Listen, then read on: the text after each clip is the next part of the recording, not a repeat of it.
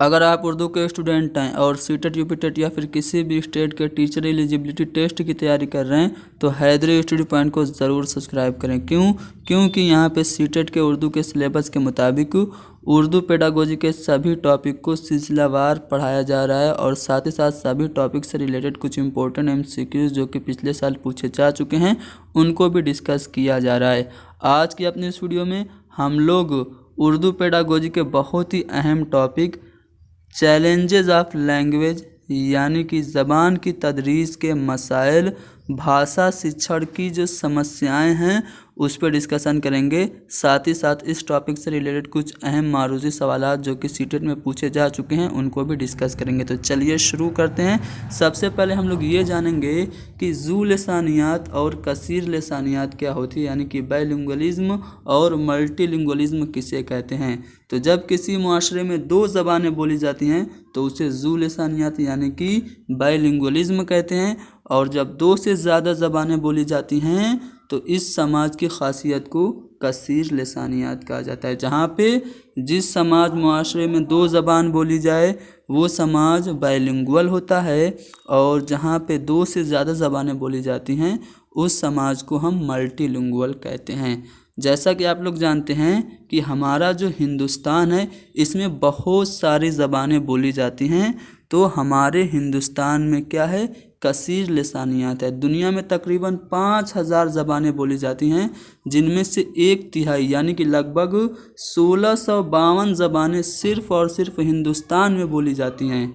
ये लसानी तनू तालीमी अमल में जहाँ एक चैलेंज के मानिंद है, वहीं दूसरी जानिब ये लसानी आमोजिश में कई किस्म के मौक़े भी फराहम करता है। यानी कि जो कसीर लसानियात है, बहुभाषिकता है, मल्टीलिंगुअलिज्म है, ये लैंग्वेज लर्निंग में एज ए रिसोर्स यूज़ होता है।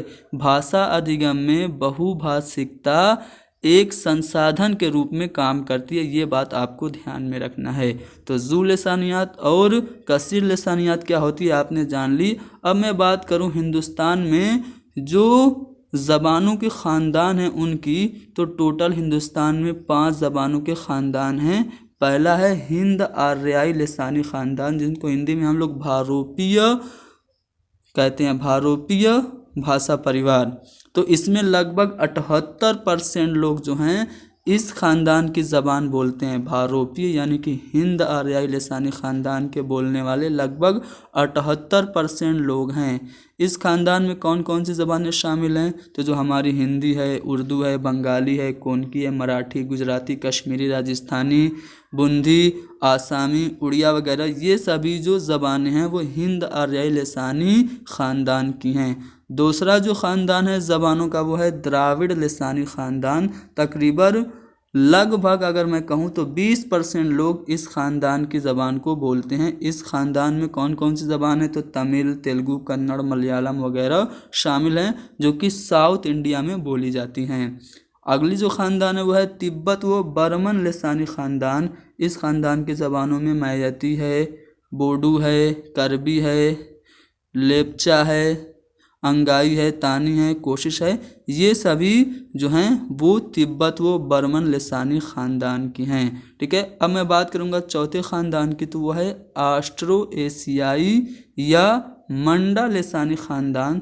तो इस ख़ानदान में खासी है, मंडा है, संथाली वगैरह बोली जाती है। यह ज़बानें जो हैं वो नागपुर, पठार के इलाकों में बोली जाती है। ऑस्ट्रो एशियाई या मंडा लसानी ख़ानदान कहाँ पे बोली जाती है, छोटा नागपुर, पठार के इलाकों में। जो 5वां ख़ानदान है ज़बान का वो क्या है, तो वो है आपका इंडमानी लसानी ख़ानदान। इस ख़ानदान की ज़बानों में अकाजीरू, ओगन, सेंटिनेलस वगैरह ज़बानें शामिल है। इनके बोलने वालों की जो तादाद है बहुत कम है, महज कुछ सैकड़े ये अंडमान निकोबार जज़ायर में ये ज़बानें बोली जाती हैं। तो टोटल आपसे पूछा जा सकता है कि हिंदुस्तान में ज़बानों के कितने ख़ानदान हैं, तो 4 नहीं बल्कि 5 ख़ानदान हैं हिंदुस्तान में ज़बानों के। ठीक है। अब देखिए कसीर लसानियात से रिलेटेड कुछ पॉइंट मैं आपको बता दे रहा हूँ जो कि एग्ज़ाम में कभी कभार पूछ देता है। कसीर लसानियात यानी कि जो भारत में बहुभाषिकता है, अगर इस परिप्रेक्ष्य की बात करें तो कसीर लसानियात के इस पस मंज़र में, ठीक है। तदरीसो आमोजिश के तनाजुर में मिन दर्जा झेल नुकात अहम रहनुमा हो सकते हैं। अब कुछ पॉइंट कसीर लिसानियात से हैं जिन्हें हमें समझना बहुत ज़रूरी है। पहला पॉइंट है कि तदरीस ज़बान कसीर लिसानी होनी चाहिए, यानी कि लैंग्वेज टीचिंग जो है वो मल्टीलिंगुअलिज्म होनी चाहिए, यानी कि भाषा शिक्षण बहुभाषी होना चाहिए। इसका मकसद सिर्फ कई ज़बानें पढ़ाना नहीं, बल्कि असल मकसद कसीर लिसानी दर्जा को एक वसीला के तौर पर इस्तेमाल करने की हिकमत अमली से जुड़ा होना चाहिए, यानी कि हमें मल्टीलिंगुअलिज्म को, बहुभाषिकता को एज ए रिसोर्स यानी कि संसाधन के तौर पर, वसीला के तौर पर इस्तेमाल करना चाहिए। दूसरा पॉइंट है कि ज़रिए तालीम जो हो वो मादरी ज़बान हो, यानी कि जब हम छोटे बच्चों को पढ़ाएं तो उनकी मातृभाषा में, मदर टंग में बताएं। अगर यह मुमकिन न हो, यानी कि छोटे बच्चों को या फिर तालीम देना अगर मादरी ज़बान में मुमकिन न हो, तो कम अज़ कम प्राइमरी जो तालीम हो वो मादरी ज़बान के तवस्सुत से ही दी जाए। हिंदुस्तानी आइन के आर्टिकल 350A के मुताबिक, यानी कि भारत के संविधान के अनुच्छेद 350A के मुताबिक हर रियासत और रियासत के तमाम मुकामी हुकूमतें या बदलिया लिसानी अक़लियतों के बच्चों को इब्तिदाई मादरी ज़बान में मुहैया कराने की मुनासिब सहूलियत का बंदोबस्त करने की कोशिश करी गई है। यानी कि जो हमारा हिंदुस्तान का आर्टिकल है उसके 350A के मुताबिक जो बच्चे हैं, छोटे बच्चे हैं, उनकी जो इब्तिदाई तालीम है वो मादरी ज़बान में मुहैया कराई जाए, इसका प्रावधान किया गया है। तीसरा पॉइंट है कि गैर हिंदीदार रियासतों में बच्चे हिंदी सीखते हैं, इसी तरह हिंदीदार रियासतों की बात करें तो उनमें बच्चे वह ज़बानें सीखें जो उस इलाके में नहीं बोली जाती। कहने का मतलब यह है कि हिंदी जो जहाँ पे हिंदी नहीं बोली जाती बच्चे वहाँ पे हिंदी सीखते हैं, और जहाँ पे हिंदी बोली जाती है वहाँ पे वो ज़बानें भी सीखी जानी चाहिए जो इस इलाके में नहीं बोली जाती हैं। इस तरह से लिसानी फार्मूला के ज़रिए कसीर लिसानी मुल्क में कसीर लिसानी डायलॉग को फ़रोग दिया जा सकता है। दोस्तों, मुमकिन है कि आप लोगों को ये जो मेरी स्लाइड है वो पसंद ना आ रही हो, वक्त की कमी की वजह से मैंने बुक में ज्यों का त्यों ही आपको यहाँ पे लेके हाजिर हो गया हूँ, बुक में से खींच के फ़ोटो। तो अगर आप लोगों को इसकी PDF चाहिए तो आपको टेलीग्राम की लिंक मिलेगी, उस लिंक की मदद से आप PDF को हासिल कर लेते हैं। चलिए कुछ और पॉइंट मैं आपको बताता हूँ। यहाँ पे एक पॉइंट आपको मिला है सेह लिसानी फार्मूला। ये क्या होता है इसके बारे में आगे बताऊंगा।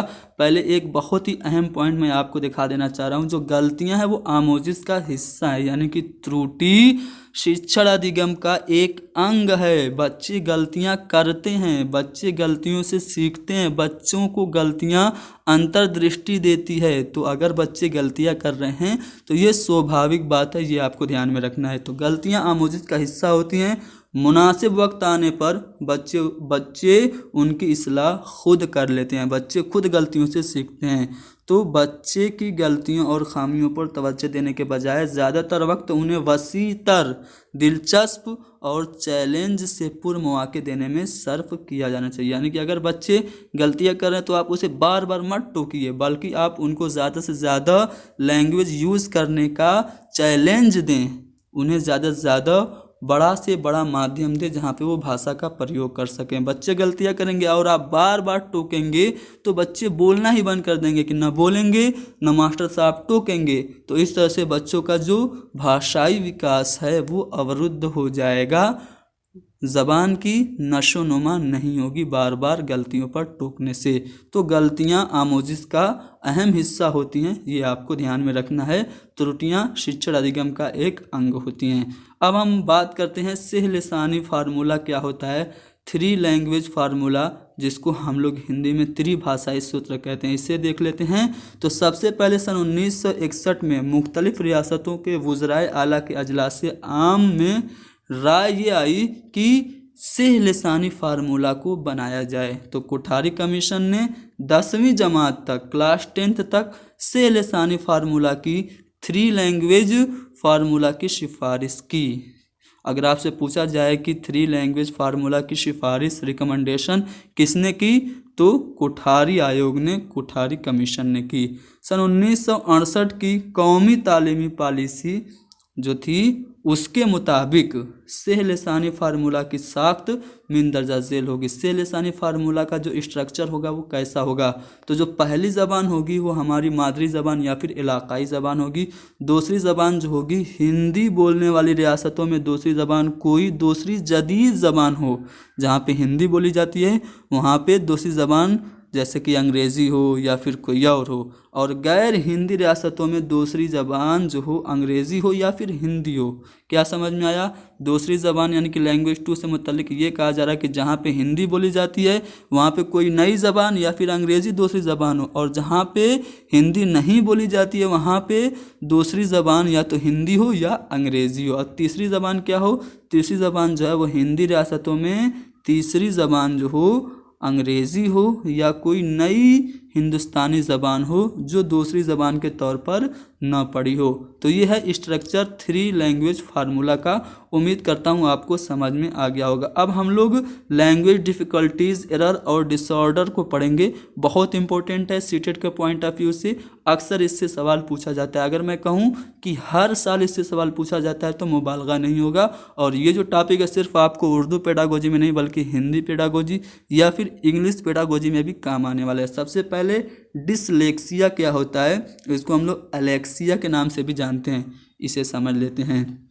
तो इस दुश्वारी का यानी कि डिसलेक्सिया की जो प्रॉब्लम है उसका जो रिलेशन है वो रीडिंग से है, यानी कि पढ़ने से या ख्वानदगी से रिलेटेड जो प्रॉब्लम है उसको हम लोग डिसलेक्सिया कहते हैं। इसकी वजह से क्या होता है, इसकी वजह से बच्चा को पढ़ने लिखने हिज्जा और बोलने में दुश्वारी होती है। यानी कि जो स्पीकिंग डिसऑर्डर है यानी कि जो रीडिंग डिसऑर्डर है और जो राइटिंग डिसऑर्डर है दोनों को मिला दिया जाए और हिज्जे वगैरह में जो बच्चे को दिक्कत आ रही है इसको हम लोग डिसलेक्सिया या फिर अलेक्सिया के नाम से जानते हैं। इसमें क्या होता है, वो हुरूफ और अल्फाज की सही नकल नहीं कर पाता, जैसे सीन और शीन में फ़र्क नहीं कर पाता। सीटेट में एग्ज़ाम में पूछा गया था कि एक बच्चा सा को वास पढ़ता है और न्यूक्लियर को वो पढ़ता है, एक सेकेंड थोड़ा सा लिखने में दिक्कत हो रही है, न्यूक्लियर को वो अनक्लियर पढ़ता है। तो ये जो प्रॉब्लम है वो क्या है, तो ये प्रॉब्लम जो है वो आपकी डिसलेक्सिया या फिर अलेक्सिया है। इसमें सीन और शीन, जीम और जे, काफ और काफ में यानी कमर और कमर में वो फ़र्क नहीं कर पाता है। तो ये आपकी पढ़ने से रिलेटेड प्रॉब्लम है जिसको हम लोग डिसलेक्सिया कहते हैं। अब बात करेंगे डिसकैलकुलिया की, जिसको हम लोग अकैलकुलिया भी कहते हैं, डिसकैलकुलिया या अकैलकुलिया।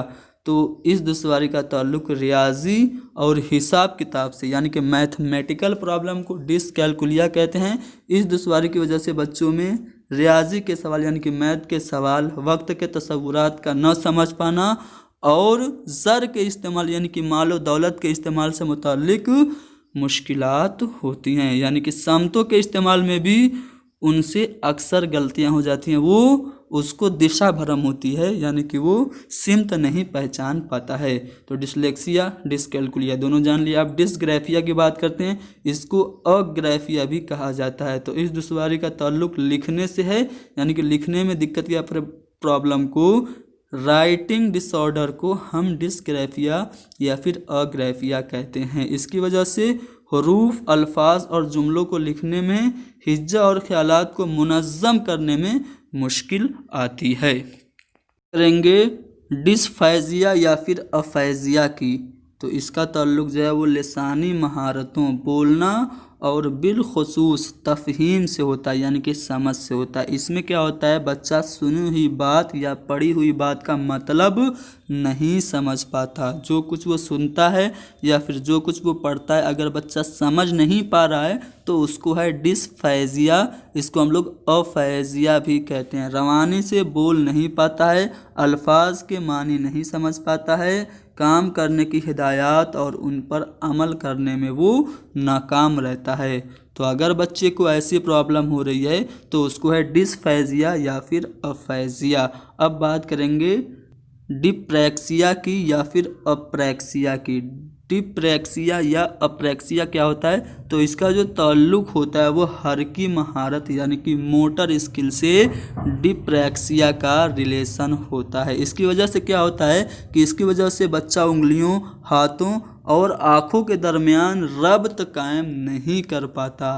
पेंसिल पकड़ने, बटन लगाने, हाथ की महारतों और तवाज़ुन यानी कि बैलेंस करने में उसे मुश्किल का सामना करना पड़ता है। तो ये लर्निंग डिसऑर्डर भी मैंने आपको बता दिया, ठीक है। उम्मीद करता हूँ समझ में आया होगा कि डिसलेक्सिया क्या है, डिसकैलकुलिया क्या है, डिसग्राफिया क्या है, और उसके बाद डिस्फेजिया और डिप्रेक्सिया, ये सभी चीज़ें आपको समझ में आ गई होंगी। बहुत इंपॉर्टेंट है, अक्सर सवाल पूछा जाता है, इससे रिलेटेड सवाल भी कराए जाएंगे। अगर वीडियो लंबी हो गई तो एक और वीडियो भी इस चैप्टर से यानी कि चैलेंजेस ऑफ लैंग्वेज टीचिंग से हम MCQ की भी लेके आ जाएंगे। चलिए अब बात करते हैं गुज़िश्ता सालों में पूछे गए कुछ इम्पोर्टेंट MCQs की।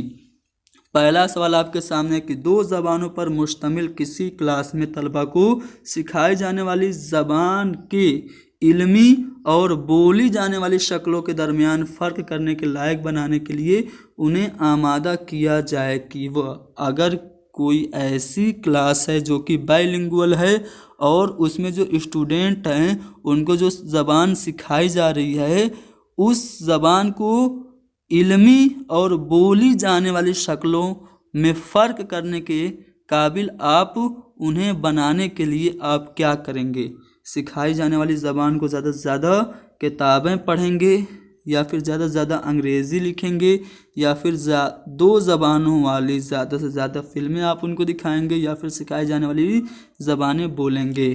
तो अगर कोई भी बच्चा ऐसी क्लासरूम में है जो कि बाइलिंगुअल है और एज ए टीचर आप चाहते हैं कि जो ज़बान सिखाई जा रही है उस ज़बान के इल्मी और बोली जाने वाली शक्लों के दरमियान बच्चा फ़र्क करने के लायक बन जाए, तो आप उसे आमादा करेंगे कि वह बच्चा सिखाई जाने वाली जो ज़बान है, जो ज़बान आप सिखा रहे हैं उस ज़बान की ज़्यादा से ज़्यादा वह किताबें पढ़े। अगर वो ज़्यादा से ज़्यादा किताबें पढ़ेगा तो इल्मी और बोली जाने वाली शक्लों में वो फ़र्क करेगा, यानी कि जो किताब में पढ़ेगा वो देखेगा ये तो आपकी इल्मी शक्ल है और हम इसको बोलते किसी और तरह से हैं, तो इस तरह से बच्चा दोनों में डिफरेंट कर लेगा। अगला सवाल यह है कि जब क्लास के बेशतर तलबा सिर्फ मादरी ज़बान बोल सकते हैं तो गैर मुल्की ज़बान की तदरीस की क्लास में तमाम मज़ामीन के उस्तादों के लिए ये जानना ज़रूरी है कि, यानी कि जब क्लासरूम में आप ऐसे क्लासरूम में हैं जहाँ पे ज़्यादातर जो स्टूडेंट हैं सिर्फ मदर टंग बोल सकते हैं और आप वहाँ पे एक फ़ॉरेन लैंग्वेज की टीचिंग करा रहे हैं, तो गैर मुल्की ज़बान की तदरीस की क्लासरूम में जितने भी सब्जेक्ट के टीचर हैं उनके लिए क्या जानना ज़रूरी है? पहला ऑप्शन है नई ज़बान की समझ बढ़ाने के लिए तलबा को मादरी ज़बान इस्तेमाल नहीं करनी चाहिए। दूसरा है तलबा सिखाई जाने वाली ज़बान नहीं सीख सकते, या फिर तलबा बाहमी बातचीत के ज़रिए निसाबी मवाद के साथ साथ एक नई ज़बान सीख रहे हैं, या फिर तलबा को अलहदा क्लास की यानी कि अलग से क्लासों की ज़रूरत है। तो देखिए, जब आप एक ऐसे क्लासरूम में हैं जहाँ पे ज़्यादातर स्टूडेंट मदर टंग बोल रहे हैं और आप कोई फ़ॉरेन लैंग्वेज सिखा रहे हैं, तो आपको ये जानना ज़रूरी है कि तलबा जो हैं वो एक दूसरे से बातचीत के ज़रिए निसाबी मवाद यानी कि सिलेबस का जो टॉपिक है वो तो सीख ही रहे हैं, साथ ही साथ एक नई ज़बान भी सीख रहे हैं। तो तलबा बाहमी बातचीत के ज़रिए निसाबी मवाद के साथ साथ एक नई ज़बान सीख रहे हैं, ये आपको जानना ज़रूरी है एज ए टीचर। जब आप एक ऐसे क्लास में हैं जहाँ पे ज़्यादातर बच्चे मादरी ज़बान के जानने वाले हैं और आप कोई फ़ॉरेन लैंग्वेज सिखा रहे हैं। तो अगला सवाल कि कई ज़बानें बोलने वाले तलबा की क्लास में किसी एक ज़बान की तदरीस से होता है, यानी कि एक ऐसी क्लास है जहाँ पे बहुत सारी ज़बानों के बोलने वाले बच्चे हैं। जैसे मान लीजिए कि उत्तर प्रदेश की कोई क्लास है जिसमें उर्दू बोलने वाले हैं, हिंदी बोलने वाले हैं, भोजपुरी बोलने वाले हैं, अवधी बोलने वाले हैं, मगही बोलने वाले हैं। तो ऐसी कोई अगर क्लास है तो किसी एक ज़बान की तदरीस से उस क्लास में क्या होगा? यकसा ज़बानें बोलने वाले ग्रुप में शामिल किए जाने से तलबा के सीखने का अमल तेज़तर होगा, यानी कि बहुत सारी ज़बानों के बोलने वाले बच्चे हैं, उनको एक ज़बान वाली क्लास में डाल दिया तो इससे बच्चे का सीखने का अमल जो लर्निंग प्रोसेस है वो क्या तेज़ होगा, या फिर सिखाई जाने वाली ज़बान में बातचीत को फ़रोग़ देने के मकसद के तहत तलबा को कोई और ज़बान बोलने से बाज रखने की सरगर्म कोशिश की जाए, या फिर आपस में बातचीत न कर पाने के सबब क्लास गैर दिलचस्प हो जाएगा। क्या एक ऐसी क्लास जिसमें आप सिर्फ एक ज़बान की तदरीस दे रहे हैं और उसमें बहुत सारी ज़बानों के जानने वाले बच्चे हैं, तो क्या ऐसी क्लास में बच्चे जब आपस में बातचीत नहीं कर पाएंगे तो क्या वो क्लास इंटरेस्टिंग नहीं रहेगी, गैर दिलचस्प हो जाएगी और रुचिपूर्ण हो जाएगी, या फिर तलफ़ुज़ और लहजे और नहवी साख्तों में फ़र्क पर बातचीत का मौका मिलता है, जिससे सिखाई जाने वाली ज़बान की फ़हम और इस्तेमाल में बेहतरी आती है। अब देखिए, कोई ऐसी क्लास है जिसमें बहुत सारी ज़बानों के बोलने वाले बच्चे हैं, तो सभी बच्चे अपनी अपनी लैंग्वेज का क्या करेंगे, अपनी अपनी लैंग्वेज की वो क़यादत करेंगे, रिप्रेजेंटेशन करेंगे। तो जब सभी बच्चे अपनी अपनी लैंग्वेज का प्रस्तुतिकरण करेंगे तो बच्चे क्या करेंगे, तलफ़ुज़, लहजे और नहवी साख्तों में उन्हें बातचीत करने का कि अरे यार तुम्हारी ज़बान में ऐसे तलफ़ुज़ होता है, हमारी ज़बान में इसको ऐसे लिखते हैं, हमारी ज़बान में इसका स्ट्रक्चर ऐसे है, इस पर उन्हें डिस्कस करने का मौका मिलेगा। जिससे क्या होगा, जिससे जो आप एक ज़बान सिखा रहे हैं, जो टारगेट लैंग्वेज सिखा रहे हैं, उसको समझने में बच्चों में आसानी आएगी। तो तलफ़ुज़, लहजे और नहवी साख्तों में फ़र्क पर बातचीत का मौका मिलता है, जिससे सिखाई जाने वाली ज़बान की फ़हम और इस्तेमाल में बेहतरी आती है। तो डी वाला ऑप्शन हमारा सही है। चलिए अगला सवाल कि हिंदुस्तान में ज़बान से मुताल्लिक़ तालीमी पॉलिसी को क्या कहा जाता है। तो ज़बान से मुताल्लिक़ जो तालीमी पॉलिसी है वो सह लिसानी फार्मूला है। मैं आपसे पूछना ये चाह रहा हूँ कि सह लिसानी फार्मूला किसने दिया। अगर आप लोगों ने वीडियो ध्यान से देखी होगी तो कमेंट करके आप बताएंगे। चलिए आगे बढ़ते हैं। इसका जवाब हमारा हो गया 3 लैंग्वेज फार्मूला। अगला सवाल ये कि 2 ज़बानों पर मुश्तमिल क्लासरूम जहाँ पे तलबा मादरी ज़बान भी बोलते हैं और सिखाई जाने वाली ज़बान भी कारगर होती है, क्यों।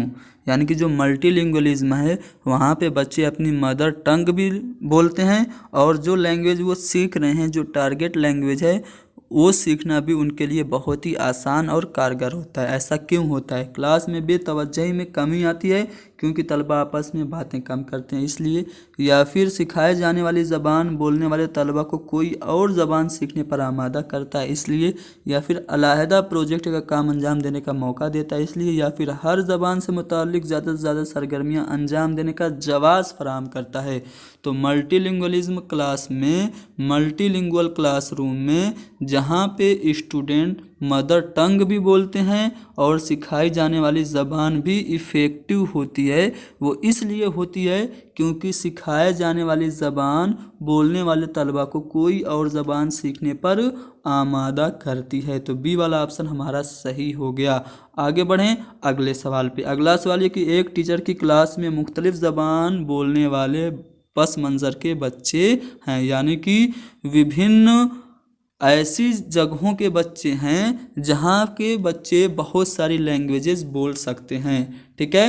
विभिन्न पृष्ठभूमि के बच्चे हैं, उनके अलावा वो इजाफ़ी मदद कभी कभी अपनी जिस्मानी हरकत से और ज़बानी इजहार ख़याल के दौरान अपने तलबा के साथ ताली बजाकर लफ्ज़ के तलफ़ुज़ और मानी का इजहार करती है। एक टीचर है जहाँ पे विभिन्न पृष्ठभूमि के बच्चे हैं, विभिन्न प्रकार की भाषाएं बोलने वाले हैं और उनके लिए टीचर एक्स्ट्रा जो हेल्प है उसके लिए वो एक्टिंग करती है, ज़बानी इजहार करती है, ताली बजाती है, लफ्ज़ के तलफ़ुज़ और मानी का इजहार करती है। तो दर्ज झेल महारतों में से वो किस पर मरकूज़ करती है, लय पर, प्रैग्मेटिक्स पर या फिर सौतियाती शऊर पर या फिर सिंटिक्स पर। तो यहाँ पे जो प्रैग्मेटिक्स है बी वाला ऑप्शन हमारा सही हो गया। इसके बारे में ज़्यादा एक्सप्लेनेशन करने का मौका नहीं है, वीडियो लंबी हो जाएगी।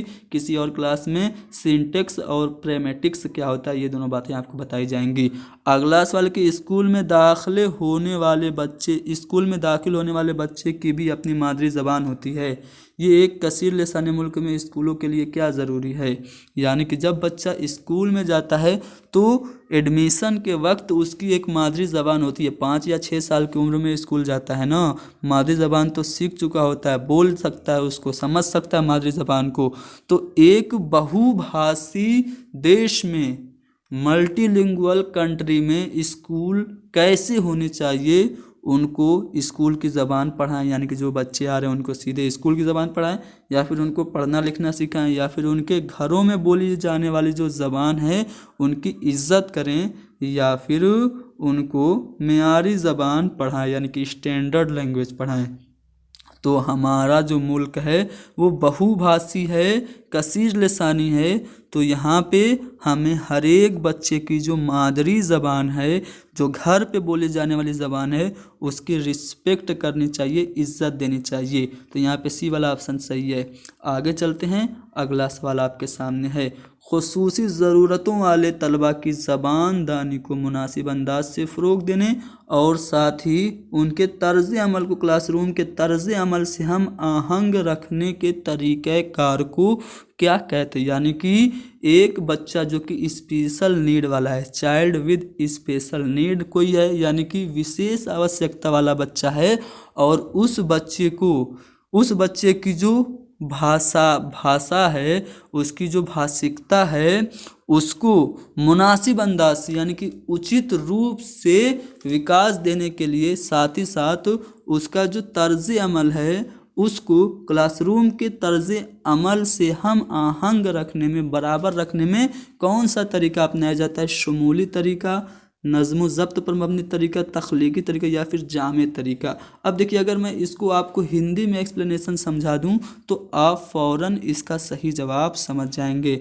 शमूली मतलब होता है आपका समावेशी यानी कि इंक्लूसिव, नज़्म ज़ब्त यानी कि अनुशासन पर आधारित, तख्लीकी यानी कि सृजनात्मक। तो जब खुसूसी ज़रूरतों वाले बच्चे होते हैं और उन खुसूसी ज़रूरतों वाले बच्चों का सभी बच्चों की तरह बराबर विकास कराना है, तो ऐसे बच्चों को हम कैसी क्लास में लेके जाते हैं, इंक्लूसिव क्लास में, यानी कि शमूली क्लास में लेके जाते हैं। तो यहाँ पे ए वाला ऑप्शन सही हो गया। आगे बढ़ते हैं, अगला सवाल आपके सामने है कि उम्र के तलबा इस बात से सबसे ज़्यादा मुतासिर होते हैं कि उन्हें किस किस्म की ज़बान से साबका पड़ता है और वो उसकी मिकदार और मानी पर गिरफ्त हासिल करने की कोशिश करते हैं। तो किस उम्र के बच्चे किसी भी जिस ज़बान से भी उनका साबका पड़ता है वो उसकी मिकदार और उसकी मानी पर गिरफ्त हासिल करने की कोशिश करते हैं। तो 1 से 4 साल की उम्र के बच्चे, ठीक है, बी वाला ऑप्शन सही है। अगला सवाल है, हिंदुस्तान में ज़्यादातर क्लास कसीर लिसानी है। जाहिर सी बात है 1652 भाषाएं हिंदुस्तान में बोली जाती हैं, तो ज़्यादातर क्लास कसीर लिसानी होगा ना, बहुभाषी ही ना होगा। तो ज़बान के इस्तेमाल में इसे किस तरह लेना चाहिए, एज ए रिसोर्स यानी कि मसला के तौर पर, हकीकत यानी कि वास्तविकता के तौर पर, ठीक है, सॉरी, एज ए रिसोर्स यानी कि चैलेंज के तौर, यानी कि समस्या के तौर पर, मसला यानी कि समस्या। यहाँ पे एज ए रिसोर्स को मैंने मसला को एज ए रिसोर्स बोल दिया, माय मिस्टेक है, फ़ौरन आंसर गलत हो जाएगा। ध्यान दीजिए, पहला ऑप्शन है मसला यानी कि समस्या, दूसरा है हकीकत यानी कि वास्तविकता, तीसरा है आपका चैलेंज यानी कि चुनौती, और चौथा है वसीला यानी कि संसाधन, रिसोर्स। तो बहुभाषिकता हमारे कक्षा में एज ए रिसोर्स काम करती है, वसीला के तौर पर काम करती है। कई बार मैं ये बातें बता चुका हूँ। चलिए, ज़ू लिसानी तदरीस वाले क्लासरूम में, बायलिंगुअल क्लासरूम में क्या होता है, उस्ताद तलबा की ज़बान और हदफ ज़बान यानी कि टारगेट लैंग्वेज दोनों बोल रहा है। यानी कि एक आपकी ऐसी कोई क्लासरूम है जो कि बायलिंगुअल है, तो टीचर बच्चों की भी ज़बान बोलेगा और जो लैंग्वेज पढ़ा रहा है वो भी बोलेगा, या फिर सिर्फ टारगेट लैंग्वेज बोलता है, या फिर तलबा क्लास में यकसा ज़बान यानी कि बराबर ज़बान बोलते हैं, या फिर उस्ताद तलबा की ज़बान बोलता है। तो ज़ू लिसानी क्लासरूम में टीचर जो होता है वो तलबा की ज़बान और टारगेट लैंग्वेज यानी कि हदफ ज़बान दोनों बोलता है, तो ए वाला ऑप्शन हमारा सही है। इसका तो जवाब बताने की ज़रूरत नहीं है। कसीर लिसानियत अंग्रेज़ी की तरह दूसरी ज़बान सीखने में क्या होती है, बताइए। ऑप्शन है मसला, हकीकत, चैलेंज या फिर वसीला। बताइए, सेम वही सवाल है, तो उम्मीद करता हूँ इसका जवाब आप पा गए होंगे। पाए हैं कि नहीं पाए हैं कमेंट करके ज़रा बताइए, हम भी देखें आप लोग यहाँ तक पहुँचे हैं कि नहीं। इतनी मेहनत आपके लिए कर रहे हैं, उम्मीद करता हूँ कि ये वीडियो आपको सीटेट में बहुत ही मददगार साबित होगी। सीटेट में अच्छा नंबर आप सभी लोग लाएं, आप सभी लोगों के लिए यही दुआ है, ठीक है। अगर आप लोग कामयाब हो जाएं तो मुझ हकीर को दुआ में याद रखिएगा। और मेरे इस चैनल की आप हेल्प कैसे करेंगे, ज़्यादा से ज़्यादा इस वीडियो को शेयर करके लोगों को हैदरी स्टडी पॉइंट के बारे में बता के सब्सक्राइब करवा के। चलिए आगे बढ़ते हैं। अगला सवाल आपके सामने है कि छठी जमात की रिया और मोहित खास सलाहियतों के मालिक हैं यानी कि स्पेशल चाइल्ड हैं। एज ए टीचर आपको क्या करना चाहिए, उनके अलहदा मखसूस स्कूल के लिए प्रिंसिपल से बात करें, यानी कि उन्हें किसी स्पेशल स्कूल में भेजना चाहिए या फिर उनको अपने यहाँ रखे, क्योंकि स्कूल को शमूली होना चाहिए यानी कि समावेशी होना चाहिए, जिसमें विशेष आवश्यकता वाले बच्चे यानी कि मखसूस सलाहियत के मालिक तलबा की ज़रूरतों को पूरा किया जा सके। या फिर उनसे आप हमदर्दी का मुजाहरा करेंगे, अरे यार तुम विशेष आवश्यकता वाले हो, तुम लूले हो, तुम लंगड़े हो, तुम्हें सही से दिखाई नहीं, ऐसा आप करेंगे? बिल्कुल नहीं करेंगे। नहीं, आप उसे अलग लेके जाएंगे। आप क्या करेंगे, एज ए टीचर सभी बच्चों के साथ एक साथ रख के उन्हें पढ़ाएंगे, उनमें क्या करेंगे और दूसरे बच्चों में और उनमें भेदभाव बिल्कुल नहीं करेंगे। यानी कि अगर रिया और मोहित विशेष आवश्यकता वाले बच्चे हैं, स्पेशल चाइल्ड हैं, तो आप उसको अपने यहाँ रखेंगे, क्योंकि आपका जो विद्यालय है वो समावेशी होना चाहिए। और जिस विद्यालय को, और समावेशी विद्यालय वही होता है जहाँ पे स्पेशल जो चाइल्ड होते हैं उनको नॉर्मल चाइल्ड के साथ वैसे ही ट्रीट किया जाता है। तो यहाँ पे बी वाला ऑप्शन हमारा सही हो गया। आगे बढ़ते हैं। अगला सवाल, उस्ताद तलबा को ग्रुप में बैठकर पढ़ने के लिए कहता है।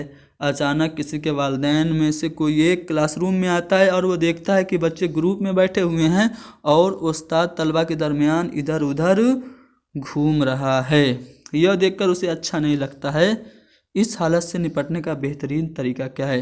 एक टीचर पढ़ा रहा है, ठीक है, ग्रुप में बैठा के, पेरेंट आ गए, ठीक है, माँ बाप आ गए और वो देख रहे हैं कि बच्चा ग्रुप में बैठा है और वो उससे ये बात अच्छी नहीं लगी। तो इस हालत से निपटने के लिए कौन सा तरीका बेहतरीन है? वालिदैन को प्रिंसिपल से दरख्वास्त करनी चाहिए कि उनके बच्चे का सेक्शन ही बदल दे, या फिर वालिदैन को चाहिए कि बच्चे को अपने घर ले जाएं, ऐसे नहीं पढ़ाना है, बच्चा ग्रुप में बैठा है, टीचर इधर उधर घूम रहा है। या फिर वालिदैन को प्रिंसिपल से उस्ताद की शिकायत करनी चाहिए कि बच्चे ग्रुप में बैठे हैं, टीचर इधर उधर घूम रहा है। या फिर वालिदैन को उस्ताद पर भरोसा और एतमाद करना चाहिए। एकदम आसान सी बात है। आप स्कूल में आए, आपको आपके बच्चे के बैठने का तरीका और टीचर जो उससे ट्रीट कर रहा है वो तरीका आपको पसंद नहीं आया, इसका मतलब ये नहीं कि आप उसे कहेंगे सेक्शन बदलो, उसे घर लेके जाएंगे, उस्ताद की शिकायत करेंगे, बल्कि आपको टीचर पे भरोसा रखना चाहिए, ठीक है। तो वालिदैन को उस्ताद पर भरोसा और एतमाद करना चाहिए। तो यहाँ पे हमने कुछ इम्पोर्टेंट क्वेश्चन यहाँ पे आपके सामने डिस्कस किए जो कि सीटेट में पूछे गए थे। अभी और बहुत सारे सवालात हैं, टोटल 49-50 सवाल इस चैप्टर पे बेस्ड हैं, जिनको हम अगले वीडियो में डिस्कस करेंगे। तो आज के लिए इतना ही बस। अगर आप लोगों को इस वीडियो की PDF चाहिए ना, यहाँ पे तो मैंने थोड़ा सा क्रॉप कर के लेके आया हूँ, चूँकि मुझे लिखने में थोड़ा सा आलस्य लगता है टाइपिंग करने में, इसलिए मैं ऐसा सेम का सेम बुक से लेके चला आता हूँ। मैं समझता हूँ कि प्रेजेंटेशन कैसा भी हो, कंटेंट अच्छा होना चाहिए। मैं आपको अच्छे से समझाऊँ, अगर आप समझ जाएं तो ये जो धुंधला उधला दिख रहा है ये कोई मैटर नहीं करता है। आपका उर्दू सब्जेक्ट में 30 में 30 नंबर आना चाहिए, ये मैटर करता है। तो आज के लिए इतना ही बस। मिलते हैं हमारी अगली वीडियो में। हैदरी स्टडी पॉइंट को ज़्यादा से ज़्यादा लोगों को बताइए कि हैदरी स्टडी पॉइंट यूट्यूब का अच्छा चैनल है जो कि उर्दू पढ़ाता है। बाकी और सब्जेक्ट की मैं वीडियो डालता हूँ तो आप लोग देखते ही नहीं हैं, जिसकी वजह से मुझे मजबूरन उर्दू ही डालना पड़ता है। तो best of luck for your exams. मिलते हैं अगली वीडियो में।